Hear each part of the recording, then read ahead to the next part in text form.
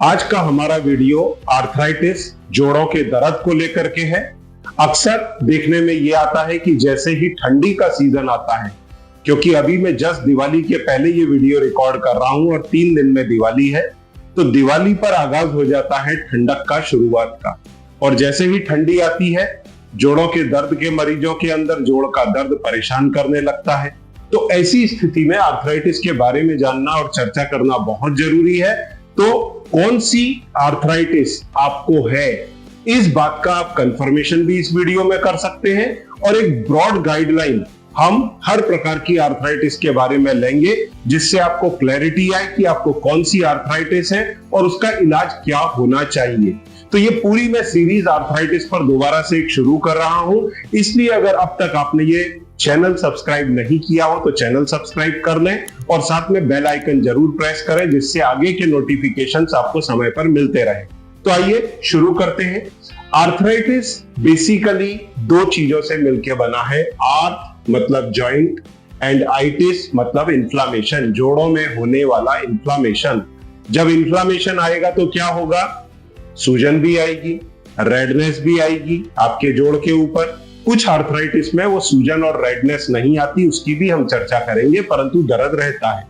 इसके साथ में जब सूजन इंटरनली आती है तो होता क्या है, उसमें कार्टिलेज धीरे धीरे डिटोरिएट होती है, गलना शुरू होती है और जोड़ की मोबिलिटी धीरे धीरे कम होती चली जाती है, जॉइंट डिस्ट्रक्ट होता है, फिर डिफॉर्मिटी आना चालू होती है और फिर आपको डॉक्टर बोलते हैं अब तो भाई देर हो चुकी है, सर्जरी करा लो। तो इस सर्जरी से कैसे बचा जाए, इसके बारे में भी हम चर्चा करेंगे। तो आपको किसी भी प्रकार की आर्थराइटिस हो, इस वीडियो में आपको उसको कंफर्म करने का मौका मिलेगा, उसके ट्रीटमेंट की एक ब्रॉड गाइडलाइन मिलेगी। और आर्थराइटिस करीब 100 से भी अधिक तरह की होती है, तो आर्थराइटिस की डायग्नोसिस बहुत जरूरी है, क्योंकि उसी पर डिपेंड करेगा आपका ट्रीटमेंट। और अगर सही ट्रीटमेंट नहीं लिया तो सही रिजल्ट भी नहीं आएंगे। तो हमारे देश में करीब 18 करोड़ से अधिक मरीज इस समय सफर कर रहे हैं आर्थराइटिस से। तो आपको ऐसे में 100 में से कौन सी आर्थराइटिस है ये जानना भी जरूरी हो जाता है, जिससे आपका इलाज सही डायरेक्शन में हो सके। और आपको ये भी समझना जरूरी है कि क्या ये आर्थराइटिस मेरी क्योर हो पाएगी या ये मेरी लाइफ टाइम रहने वाली है। देखिए, इस समय समाज के अंदर इस प्रकार की भावना बन चुकी है कि अगर किसी को ब्लड प्रेशर है, डायबिटीज है, तो वो लाइफ टाइम रहने वाला है, लाइफ टाइम दवाइयां लो। जबकि डायबिटीज के कितने मरीजों की डायबिटीज मैंने रिवर्स किया, ब्लड प्रेशर रिवर्स किया, आप अक्सर मेरे वीडियोस शायद देखते होंगे। परंतु आर्थराइटिस के बारे में धारणा एकदम उल्टी है। उनका सोचना होता है कि ये टाइफाइड मलेरिया के जैसा कुछ दिन दवाई खाया तो ये ठीक हो जाना चाहिए, जबकि यहां एकदम रिवर्स है। ये बीमारी आर्थराइटिस एक बार अगर शुरू हुई तो इसका आप कंट्रोल कर सकते हैं, रोक सकते हैं, इसका रेमिशन भी कर सकते हैं, पर रिवर्सल नहीं कर सकते। कुछ आर्थराइटिस का रिवर्सल भी संभव है, तो उनके बारे में भी हम मालूमात लेंगे। और देखिए, जो 100 तरह की आर्थराइटिस से अगर आप डर रहे हो तो डरने की बात नहीं है, क्योंकि करीब 6 से 8 तरह की ही आर्थराइटिस ऐसी हैं जो कॉमन रूप से 90-95% होती हैं। बाकी की जो आर्थराइटिस हैं 90 से ऊपर या उसके और भी अधिक, क्योंकि कई बार जगह ये भी मेंशनिंग रहती है कि ये 200 के ऊपर है। हालांकि स्पेसिफिकली एक एक करके तो मैंने भी नहीं गिना, पर हाँ, कम से कम 40-50 आर्थराइटिस के बारे में तो मैं अच्छी तरह से जानता हूं कि हाँ ये है और ये होती हैं। अब बाकी की बहुत रेयर कंडीशंस हैं, तो 8 जो सबसे कॉमन है उसके बारे में हम चर्चा करेंगे। पर इसका जो ब्रॉड क्लासिफिकेशन है पहले उसे समझ लें। आर्थराइटिस को 3 मेन कैटेगरीज में डिवाइड किया गया है। इसमें सबसे पहली कैटेगरी आती है ऑस्टियोआर्थराइटिस की है। इसको मोर ओवर बोले तो ये डीजेनरेटिव आर्थराइटिस है, मतलब डीजेनरेशन के कारण। जैसे आपने एक बिल्डिंग बनाई, मकान बनाया, 10 साल, 15 साल, 20 साल बाद उसका कभी पेंट खराब हो गया, कभी प्लास्टर खराब हो गया, कभी मेंटेनेंस निकल गया, तो ये वही आर्थराइटिस है। समय के साथ में इस्तेमाल करने के बाद जोड़ों के अंदर धीरे धीरे खराबी आने लगती है, तो ये उस प्रकार की डीजेनरेटिव आर्थराइटिस है। दूसरी है इन्फ्लामेटरी आर्थराइटिस। इसके अंदर जोड़ों के अंदर सूजन आती है, जिसके कारण जोड़ तेजी से खराब होने लगते हैं। और आपने अक्सर देखा होगा 25, 30, 35 साल की उम्र में डॉक्टर्स बोलते हैं भाई अब तो आपकी कार्टिलेज पूरी खत्म हो गई, अब तो सर्जरी करा लो। तो ऐसी स्थिति आखिर क्यों बनती है वो भी अपन आगे जानेंगे। और इसमें जो सबसे कॉमन आर्थराइटिस है वो है रूमेटॉइड आर्थराइटिस, जिसको गठिया बाय कहते हैं। अब रूमेटॉइड आर्थराइटिस, इसके पहले जो ऑस्टियो आर्थराइटिस थी ये भी इसमें दो तरह की है। एक है प्राइमरी ऑस्टियो आर्थराइटिस, वो क्यों होती है, उम्र के कारण। और सेकेंडरी क्यों होती है, मान लीजिए आपको पहले रूमेटॉइड आर्थराइटिस हुआ 20 साल 25 साल 30 साल की उम्र पे, क्या हुआ, रूमेटॉइड आर्थराइटिस, इन्फ्लामेटरी आर्थराइटिस, परंतु आपकी कार्टिलेज गलती चली गई और आपको ऑस्टियो आर्थराइटिस हो गया, तो इसे बोलते हैं सेकेंडरी ऑस्टियो आर्थराइटिस। मतलब पहले आपको क्या हुआ था, रूमेटॉइड, फिर हो गया सेकेंडरी ऑस्टियो आर्थराइटिस, तो 35 साल पर ही ऑस्टियो आर्थराइटिस भी हो गई और रूमेटॉइड तो पहले से ही। अब ये कॉम्बो सोरियोटिक आर्थराइटिस के साथ भी हो सकता है, एंकाइलोजिंग स्पॉन्डिलाइटिस के साथ भी हो सकता है, या फिर गाउटी आर्थराइटिस अगर बहुत लंबे समय तक रहे तो भी आपके जोड़ों को खराब कर सकती है।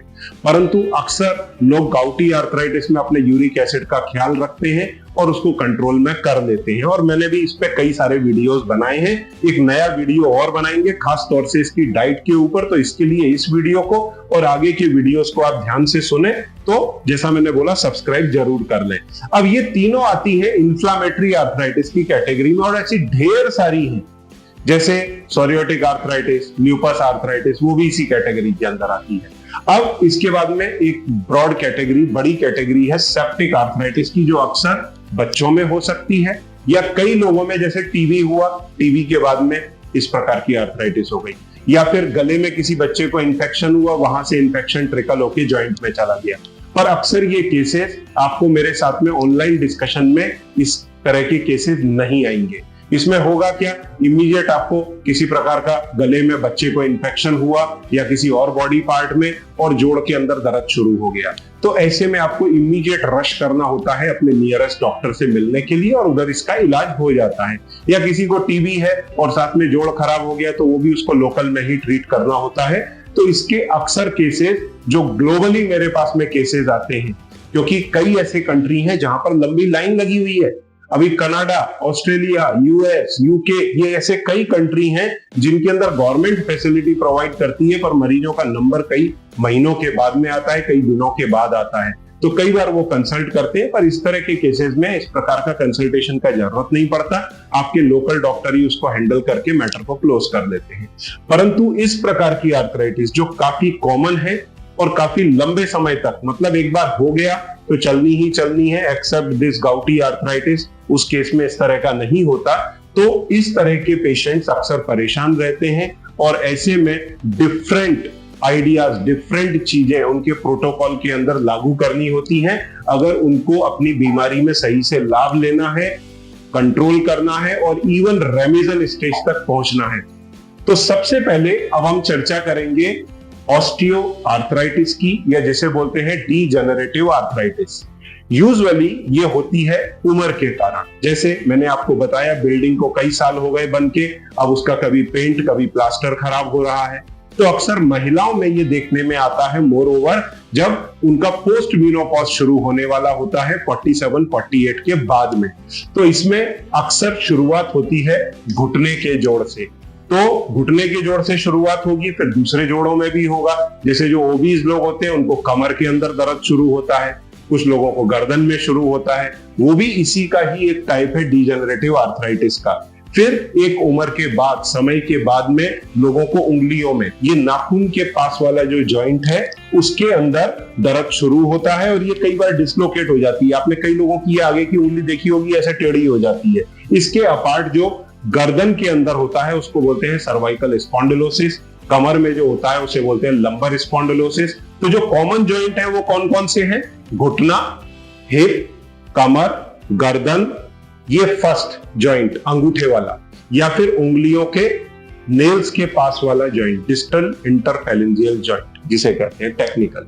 तो इन जॉइंट्स में होता है, फीमेल्स के अंदर ज्यादा होता है, डीजेनरेटिव डिजीज है, वजन अगर ज्यादा होगा, कुछ फैक्टर है जो इसको एग्रीवेट कर देते हैं, जैसे आपका वजन ज्यादा है, कोई इंजरी हुआ, उम्र है आपकी, या फिर जेनेटिकली आप इन्फ्लुएंस्ड है इस चीज के लिए, तो ये सारे फैक्टर्स है। पर कुछ लोगों में ये यंग एज पे भी हो सकता है, जैसे कोई स्पोर्ट्समैन है या कोई सैनिक है, खड़े होकर लंबे समय तक CISF वगैरह में ड्यूटी देते हैं, तो उनके जब ज्यादा प्रेशर पड़ता है तो डीजेनरेटिव चेंजेस ज्यादा होते हैं। इसका मतलब क्या है वो भी आप समझें।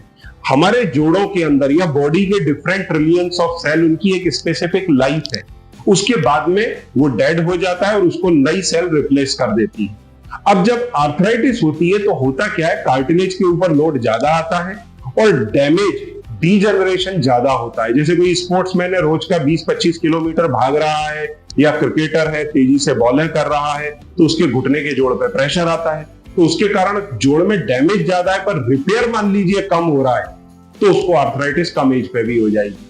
अदरवाइज ये क्या होता है, उम्र के साथ में जब हीलिंग कैपेसिटी ड्रॉप होती है या जब हार्मोन्स फीमेल्स में कम बनने लगते हैं पोस्ट मीनोपॉज में, तो जो हार्मोनल ब्लैंकेट हटता है तो हीलिंग कैपेसिटी घट जाती है और डीजनरेशन तेजी से होने लगता है, तो फिर ऑस्टियोआर्थराइटिस पिक्चर में आती है। तो इसके लिए अक्सर में आप लोगों को जो CDRI का प्रोडक्ट है, जो काफी अच्छे से काम करता है, आपकी कार्टिलेज की हेल्थ भी इंप्रूव करता है, उसको रिपेयर करता है। इवन उनका क्लेम है रीजनरेशन का, जिसमें मैंने आपको देखी सामने भी आप एक्सरे में देख सकते हैं, साल भर के इस्तेमाल के बाद में कार्टिलेज की थिकनेस में इंप्रूवमेंट आने लगा।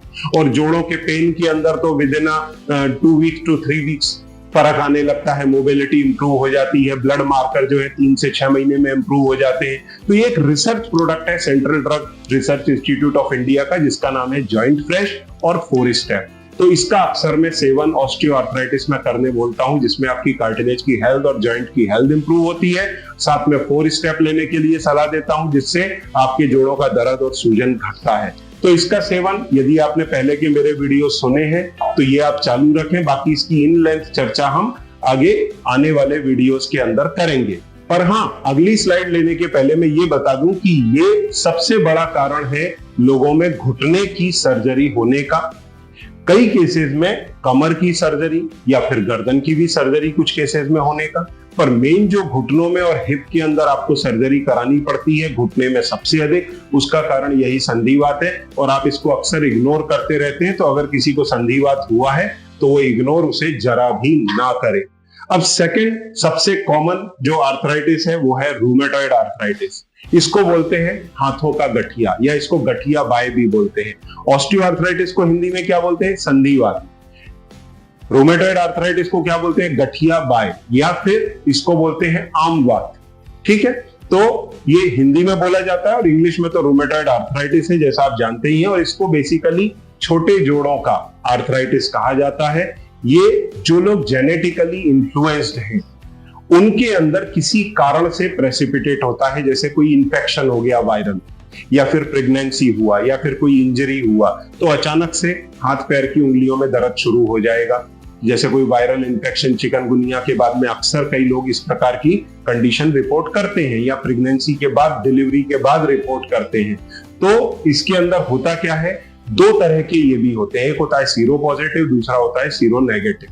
तो जो सीरो नेगेटिव है उसमें जब आप ब्लड टेस्ट करते हैं कुछ भी पॉजिटिव नहीं आता, और जो सीरो पॉजिटिव होता है उसके अंदर RA एंटी CCP पॉजिटिव आने लगते हैं। साथ में आपके बॉडी में इन्फ्लामेशन बढ़ता है, जिससे कार्टिलेजेस तेजी से खराब होना चालू होती हैं। और देखिए यहाँ कार्टिलेज पूरी तरह इरोड हो गई है, जिसमें आपका ESR और CRP काफी बढ़ जाता है। तो अक्सर मैं इसमें बताता हूं कि आपको 5 प्रोटोकॉल्स फॉलो करना जरूरी होते हैं। एक तो अपना डाइट पर ध्यान दें, जिसपे अक्सर लोग इग्नोर करते हैं, डाइट के बारे में नहीं बताते।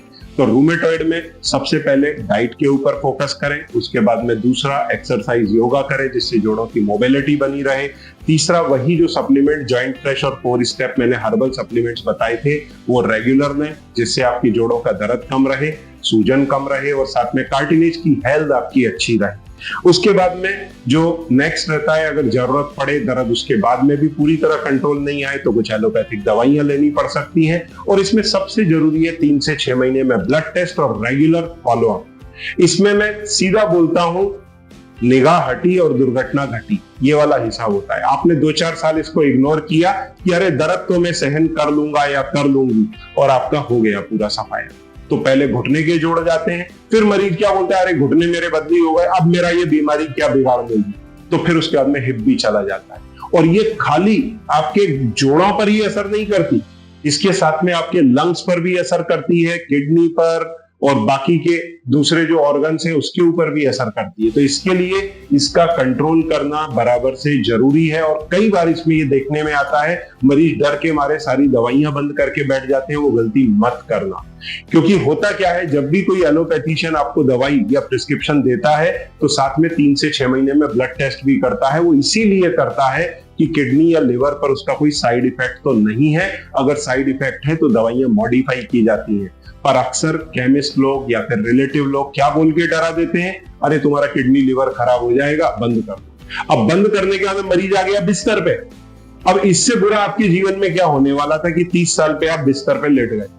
तो भाई इससे तो दवाई खा लेते, कुछ साइड इफेक्ट होते तो डॉक्टर कंट्रोल करता था, आपका जीवन 60 साल 70 साल का तो निकलवाता था। तो इस प्रकार का इग्नोरेंस खास तौर से रूमेटॉइड आर्थराइटिस में ना करें। और अगर आप करते हैं तो इस प्रकार की उंगलियों में, पैरों में धीरे धीरे डिफॉर्मिटी आती है, घुटने में, हिप में डिफॉर्मिटी आती है। तो बड़े जॉइंट तो आप रिप्लेस करा सकते हैं, 2 घुटने 2 हिप, पर उंगलियां कैसे रिप्लेस कराएंगे? तो इसमें करेक्टिव सर्जरीज होती हैं, उसके भी रिजल्ट्स उतने अच्छे नहीं आते। तो इसकी भी एक सेपरेट वीडियो के अंदर हम इन लेंथ चर्चा करेंगे। अब इसके बाद में जो नेक्स्ट कॉमन आर्थराइटिस है वो है एंकाइलोजिंग स्पॉन्डिलाइटिस, और इसको अक्सर बोलते हैं कमर का गठिया।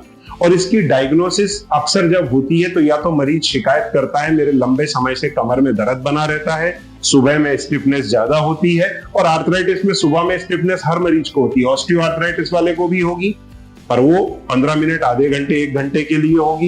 एक्टिविटी चालू करेगा, सही होने लग जाएगा, नॉर्मल हो जाएगा। रूमेटॉइड में वो कुछ घंटों तक बनी रह सकती है, पूरे दिन भी बनी रह सकती है। वैसे ही एंकाइलोजिंग स्पॉन्डिलाइटिस में मॉर्निंग में स्टिफनेस काफी रहती है, धीरे धीरे पूरे दिन बनी रहती है। और अक्सर जब इसकी शुरुआत होती है तो मरीज या तो उसके हील के पीछे की तरफ पेन बताता है, जिसको एंथेसाइटिस बोलते हैं, या फिर आंखों के अंदर उसके कंजंक्टिवाइटिस टाइप का रेडनेस आ जाता है, जिसको यूवियाइटिस बोलते हैं। तो इस प्रकार के साइन सिम्टम या कमर के अंदर दर्द, इस प्रकार की चीजों से फिर डॉक्टर आपको बोलते हैं आप HLA-B27 की जांच कराओ। अगर आपके कमर में दर्द है, एड़ी में दर्द है, आंखों के अंदर यूवियाइटिस आपको हुआ है, तो फिर जब आप जांच कराते हैं तो 90-95% केसेस में HLA-B27 इसमें पॉजिटिव आता है। 5-10% के अंदर पॉजिटिव नहीं भी आता, पर उसके फिर पिक्चर के बेस पे जो क्लिनिकल सिम्टम्स है उसके बेस पे इसकी डायग्नोसिस की जाती है। और इसमें भी दवाइयां लेना जरूरी है, नहीं तो बॉडी इस तरह से फिक्स हो जाती है और स्थिति इतनी फिर वर्स्ट होती है एक 40-50 साल की उम्र के बाद में कि आदमी को इधर तकिया, उधर तकिया, इधर पोस्चर, उधर पोस्चर, पैरों के नीचे पिलो, ऐसा लगा के सोना पड़ता है। क्योंकि सारे बोन्स फिक्स हो जाते हैं, उसके अंदर जितने भी लिगामेंट्स हैं, कार्टिलेजेस हैं, उनके अंदर बोन बन जाती है, तो एकदम फ्रेजाइल हो जाती है बोन्स, और बॉडी एकदम ऐसी फिक्स हो जाती है, शेप पूरी तरह से बदल जाता है, इंसान सीधा भी नहीं खड़ा हो सकता। हाँ, दर्द लगातार बना रहता है, रात एकदम नींद खराब हो जाती है। तो इसमें भी लोग अक्सर इस प्रकार की इग्नोरेंस करते हैं कि दवाई कब तक खाऊंगा। अरे भाई, दवाई खानी पड़ेगी, साथ में डाइटरी प्रोटोकॉल सबसे जरूरी है, वो आप जरूर करें, तो इसके अंदर आप होने वाली तकलीफों से बच सकते हैं। नहीं तो ये जवानी में ही आपको बुढ़ापे का एहसास करा सकती है बीमारी। इसके बाद में नेक्स्ट आती है गाउटी आर्थराइटिस। गाउटी आर्थराइटिस काफी कॉमनली देखने में आती है। जो लोग नॉन वेज, ये एक्चुअली राजाओं की बीमारी है। कैसे? जो राजा लोग पुराने जमाने में होते थे, वो देखा था ना, एक हाथ में हड्डी, दूसरे हाथ में दारू का गिलास। हाँ, वही तो उसके अंदर ये ज्यादा होता है। तो एक हाथ में गिलास और दूसरे हाथ में हड्डी या फिर फिश, तो उन लोगों को बहुत तेजी से यूरिक एसिड बढ़ता है। प्यूरिन रिच डाइट अगर आप लेते हैं, जिसके अंदर चिकन, मटन, फिश, अल्कोहल, ये सारी चीजें जो हैं असर करती हैं। और इसमें होता क्या है, या तो आपके शरीर में यूरिक एसिड का प्रोडक्शन बढ़ जाता है, या यूरिन से उसका एक्सक्रीशन कम हो जाता है। आप पानी कम पी रहे हैं, आपका ब्लड एसिडिक हो गया, यूरिक एसिड का प्रोडक्शन ज्यादा है, तो ये हो जाएगा। या फिर आपने इस प्रकार का भोजन लिया कि आपके बॉडी में यूरिक एसिड ज्यादा बने। हालांकि यूरिक एसिड हर एक की बॉडी में बनता है, पर वो एक इस मात्रा में बनता है कि वो बन के धीरे धीरे किडनी से फिल्टर होके बाहर निकलता रहता है। पर महिलाओं में ध्यान रखें, अगर 6 के ऊपर है तो साइन सिम्टम आएंगे, पुरुषों में 7 के ऊपर है तो साइन सिम्टम आएंगे। कई बार लोग इस बात को इग्नोर कर देते हैं, 7 के क्राइटेरिया को पकड़ के चलते हैं, दर्द में परेशान रहते हैं, डायग्नोसिस ही ठीक से नहीं हो पाती। तो महिलाओं में, पुरुषों में, किसी में भी हो सकता है, यंग लोगों के अंदर हो सकता है। इसी तरह से रूमेटॉइड आर्थराइटिस वो किसी भी एज में हो सकता है, बचपन में भी हो सकता है, और 40-45 की उम्र, मतलब उसका मेन जो है ना 20 से 40 साल की उम्र।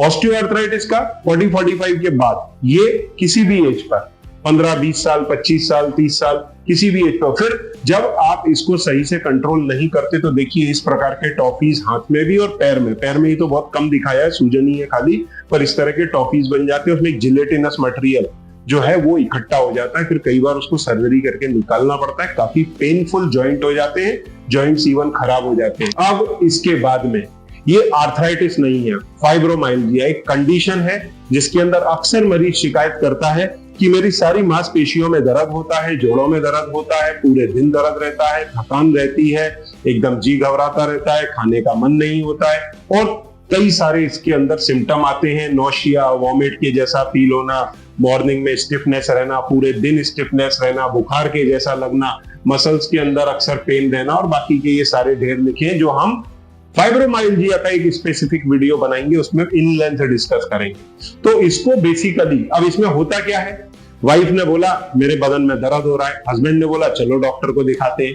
अब वहां पर जितने भी डॉक्टर ने ब्लड टेस्ट किए सारे नेगेटिव आए, तो हस्बैंड वाइफ पे डाउट करेगा कि यार क्या बात है, कुछ बहाना वहाना तो नहीं है, या फिर कोई बच्चे ने शिकायत कर दी, बच्ची ने, जैसे 20 साल 15 साल की है, तो पेरेंट्स इस प्रकार का सोच सकते हैं, क्योंकि इसमें ब्लड टेस्ट सारे नेगेटिव आएंगे, पर पेशेंट को लगातार कंप्लेंट बनी रहेगी। तो इसमें ये 18 पॉइंट्स हैं, अगर इसमें से 10-11 पॉइंट्स भी अगर पेनफुल है, दबाने पे दर्द होता है, देखिए दो तरह की चीजें, एक जगह आप दबाएंगे तो दर्द होगा, और दूसरा दबाएंगे तो प्रेशर फील होगा, तो इसमें दबाने पे दर्द होता है इन पॉइंट्स के ऊपर। तो ये 18 पॉइंट्स हैं इनके आइडेंटिफाई किए हुए, इन पे अगर 10 पॉइंट पे भी दर्द है तो डायग्नोसिस फाइब्रोमाइल्जिया बनती है। सारे टेस्ट इसके अंदर नेगेटिव आते हैं। इसमें यूजुअली पेशेंट्स को एक्सरसाइजेस, अपनी लाइफ स्टाइल चेंज करने को बोलते हैं, साथ में कुछ सप्लीमेंट और दर्द की गोलियां, विटामिन के लेवल्स को सही से मैनेज करने के लिए बोला जाता है, और ये बहुत कॉमन है। अभी तक हमने जो भी आर्थराइटिस के बारे में देखा ना, ये सारे बहुत कॉमन आर्थराइटिस के बारे में ही डिस्कस किया है। अब एक आती है रिएक्टिव आर्थराइटिस, जो अक्सर होती है किसी इंफेक्शन के बाद। कोई आपको वायरल इंफेक्शन हुआ, सीवियरली आप सिक पड़े, या फिर किसी को एसटीडी, मतलब जो अपनी गुप्त रोग टाइप के होते हैं, उस तरह की कोई बीमारी हुई, और उसके बाद में इस प्रकार की डिजीज हो सकती है इंफेक्शन के बाद में। और इसमें एक स्पेसिफिक जोड़ के अंदर प्रॉब्लम आती है, जैसे घुटना पकड़ लिया, एंकल पकड़ लिया, या कोई दूसरे हाथ के जोड़ पकड़ लिए, और आंखों के अंदर भी इसमें यूवियाइटिस वगैरह देखने के अंदर मिलता है। पर यह कंडीशन पूरी तरह से समय के साथ में क्योर हो जाती है मोस्टली। तो 3 महीने, 6 महीने, 2 महीना इस प्रकार का पीरियड लगता है, पर यह भी काफी कॉमन है, इन्फेक्शंस वगैरह के बाद में देखने में आती है। इसके बारे में भी हम एक्सक्लूसिव चर्चा अलग से करेंगे। अब जो कंपैरेटिवली कम, लेस कॉमन आर्थराइटिस है, उनमें पर फिर भी एक अच्छी क्वांटिटी में होती है, वो है सोरियोटिक आर्थराइटिस, जो एक स्किन कंडीशन है, ऑटो इम्यून डिजीज। तो सोरियोसिस होने के बाद में स्किन पर रैशेस, पैचेस आ गए, उसके 5 से 10 साल के अंदर जोड़ों के अंदर ये बीमारी पहुंच जाती है और जोड़ों को खराब करने लगती है, इसे बोलते हैं सोरियोटिक आर्थराइटिस। और उसी तरह से लुपस है, जिसके अंदर फेस के अंदर इस तरह के पैचेस या बॉडी के डिफरेंट पार्ट में पैचेस दिखते हैं, ये भी ऑटो इम्यून डिजीज है, और इसके अंदर भी जोड़ों के अंदर पेन शुरू होता है, पर 5 से 10 साल का टाइम लगता है। तो ये जितनी भी आर्थराइटिस है, इनके हम एक्सक्लूसिव वीडियोस बनाएंगे, उस पर चर्चा करेंगे, इनके ट्रीटमेंट पर बात करेंगे। एक ब्रॉड स्पेक्ट्रम के अंदर मैंने आपको बताया। फिर भी यदि आपको किसी प्रकार की आर्थराइटिस है और आप हेल्प चाहते हैं, तो आप सामने दिए गए नंबर्स पे संपर्क कर सकते हैं। मेरी टीम आपकी मदद करेगी, और हम आने वाले समय में इनके सबके एक्सक्लूसिव वीडियोस बनाएंगे, जिससे आपको क्लैरिटी आए और आर्थराइटिस को आप सीरियसली लेना शुरू करें। कुछ ही आर्थराइटिस है जो क्योरेबल है, अदरवाइज आर्थराइटिस क्योरेबल नहीं होता। ये आपके साथ में जाएगा, आपके साथ में लंबे समय तक रहेगा, ट्रीटमेंट भी इसका लंबा चलेगा, और अगर आपने इसको सही से ट्रीट नहीं किया तो ये आपको बिस्तर पे ला सकता है या आपके जोड़ बदली करा सकता है। तो इसलिए इसका ध्यान, इसका केयर करना बहुत जरूरी है। तो आने वाले वीडियोस में इन लेंथ हम और चर्चा करेंगे। Thank you very much.